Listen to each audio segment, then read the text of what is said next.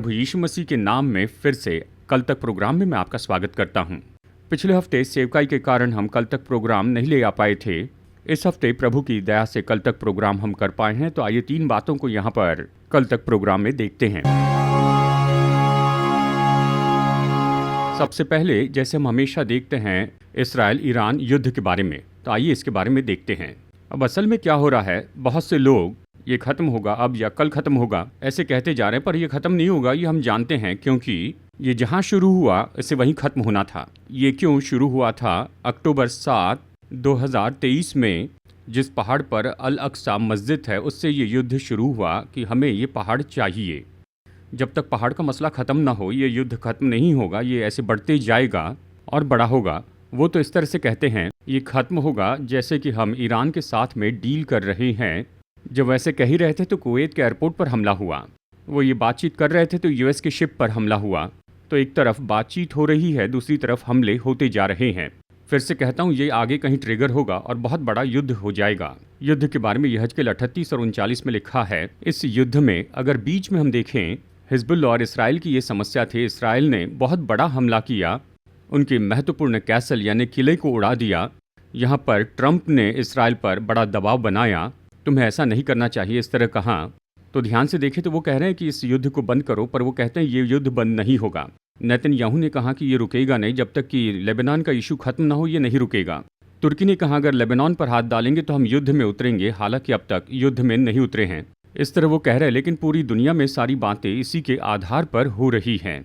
एक समय निश्चय ये ट्रिगर होगा, ट्रिगर होकर ये तीसरे विश्व युद्ध में बदल जाएगा और अगले स्तर पर जाएगा। अब इसके बीच में सबसे महत्वपूर्ण बात हम देखते हैं और वो है अकाल। जैसे कि तेल की कीमतें, स्ट्रेट ऑफ हॉर्मुज़ ये अभी खुलेगा, तब खुलेगा, कल खुलेगा, इस तरह कहते हैं।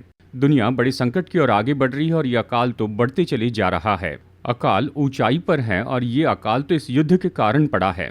प्रकाशित वाक्य 6:8 में तलवार और अकाल दोनों शब्द साथ में हैं, लेकिन इस अकाल और आने वाले अकाल के बीच में, जिसे पहले यूएन के द्वारा घोषित किया गया, यहाँ पर वर्ल्ड मीटेरोलॉजिकल सेंटर ने घोषित किया है। आगे यही देखेंगे कि क्या कहा।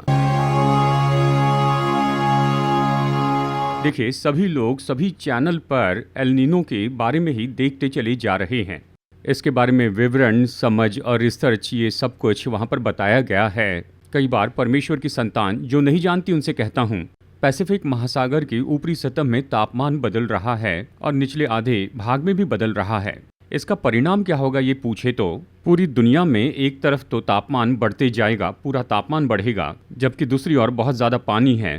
पूरी दुनिया में बहुत से बवंडर उठने की ऐसी संभावना है, इस तरह कहते हैं। अब तक का सबसे द वर्स्ट सिनेरियो ये कब आया था? ये 1876-77 में आया था। तो उस समय पूरी दुनिया में जितने लोग थे, उस समय जितने भी लोग थे उनमें से 50 मिलियन यानी लगभग 5 करोड़ लोग मर गए। उस समय पूरे संसार की जनसंख्या कितनी थी पूछे तो 140 करोड़, लगभग 1.3-1.4 बिलियन थी। 130 से 140 करोड़, इसमें से लगभग 3 से 5 करोड़ लोग मर गए। ये क्या करेगा अगर ये पूछे तो ये बड़ा क्लाइमेटिक बदलाव लाएगा। किस हद तक क्लाइमेटिक बदलाव आएगा? तापमान बहुत बढ़ेगा, खेती किसानी बंद होगी, बारिश नहीं होगी, भोजन वस्तु की कमी होगी और बड़ा अकाल पड़ेगा। और ये भारत पर बहुत ज़्यादा प्रभाव डालेगा। और केवल इतना ही नहीं, तमिलनाडु पर ये बहुत बुरा प्रभाव डालेगा, इस तरह से हम देख सकते हैं। और इससे भी बहुत बुरा आने वाला है ये कहते हैं। ये किस हद तक होगा अगर ये पूछे तो देखिए पिछले हफ्ते पूरी दुनिया के सबसे गर्म 50 शहर तो भारत में हैं। केवल इतना ही नहीं, सबसे ज़्यादा गर्मी तो उत्तर प्रदेश में पाई गई है। अब इस तरह से कहा जा रहा है कि बहुत ज़्यादा गर्मी तो जुलाई महीने में पड़ने वाली है, इस तरह कहते हैं। इस कारण कोई भी सीजनल बारिश नहीं होगी और यहाँ कोई बारिश नहीं होगी।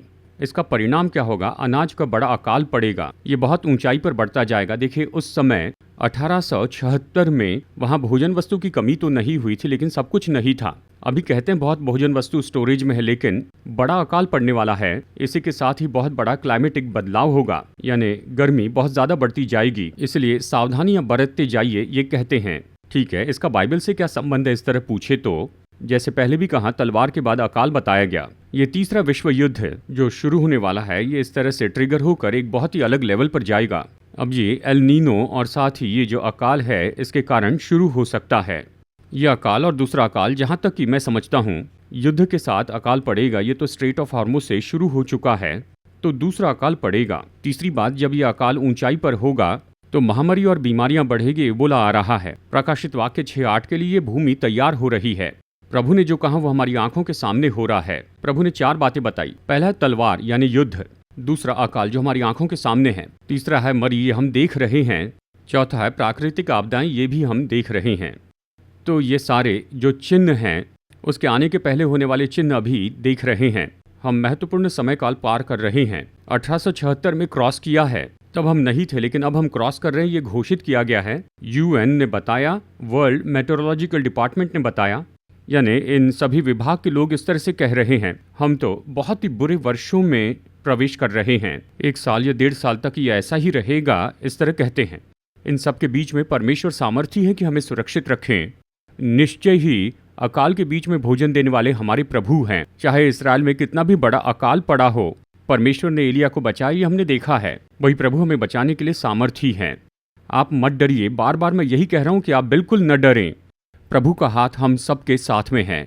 और फिर यहाँ अंत में इन किसी बातों का ऐसे संबंध नहीं, लेकिन ये बाइबल में है, इसे हम आखिर में देखेंगे। एलन मस्क ने 2007 में कहा कि बहुत बड़ी रोबोट आर्मी बनाएंगे। ऑप्टिमस नाम की बहुत बड़ी रोबोटिक आर्मी बनाएंगे। ये आर्मी, उन्होंने कहा शुरू में हम 5 लाख बनाएंगे, उसके बाद मिलियंस और मिलियंस और मिलियंस में। अब ये जो आर्मी है, ये रोबोटिक आर्मी है, इस तरह से वो बना रहे हैं। योएल की किताब अध्याय 2 वचन 4 से वचन 16 में एक सेना के बारे में बाइबल बताती है। इसके बारे में हमने कई बार बताया है। AI टेक्नोलॉजी के बारे में हम ये कह सकते हैं कि भविष्यवाणी के रूप में योएल ने देखा होगा, योएल भविष्यवक्ता ने देखा होगा। अब उसने क्या देखा होगा कि ये जो सेना है ये क्या क्या करेगी, कैसे करेगी, लोग उनसे कैसे कैसे डर जाएंगे, ये सब बताया है। ये आर्मी अब बनाई जा रही है, पहले भी चाइना ने बनाया है और कई देश जैसे कि UK, मैं कह रहा हूँ 2-3 साल पहले ही वो रोबोट आर्मी के बारे में कह रहे थे। और अभी एलन मस्क लगभग 2007 में उन्होंने कहा था, अभी 1 साल में ही 5 लाख रोबोटिक आर्मी बनाएंगे, ऐसे कहा है। तो अंतिम समय के बारे में जो भी बाइबल में बताया है, हम क्यों योएल से देख रहे हैं। इस सेना के बारे में बताने के बाद वचन 16 में बताता है कि क्या करना चाहिए। दुल्हा अपनी कोठरी से और दुल्हन भी अपने कमरे से निकल आए। ये सेना क्या काम करेगी, वो काम होने के बाद ये शुरू होगा। हमारी आंखों के सामने सेना का ये काम हो रहा है। इसके पीछे प्रभु हमें ले जाए, वो समय भी अभी करीब आ रहा है। इतना सब कुछ हो रहा है, फिर भी एक समूह ये कहता है डरो मत, उसका आगमन नहीं होगा, प्रभु अभी नहीं आएंगे। इस तरह से बहुत कुछ कहते हैं। जो कह रहे हैं उन्हें कहने दीजिए। प्रभु द्वार खटखटा रहे हैं। निश्चय ही ज़्यादा समय नहीं है, प्रभु जल्दी ही आएंगे। उसके आने तक वो हमारी देखभाल करेंगे। प्रभु की इच्छा हुई और उसके आगमन में देरी हुई तो एक और कल तक प्रोग्राम में आपसे मिलेंगे। God bless you.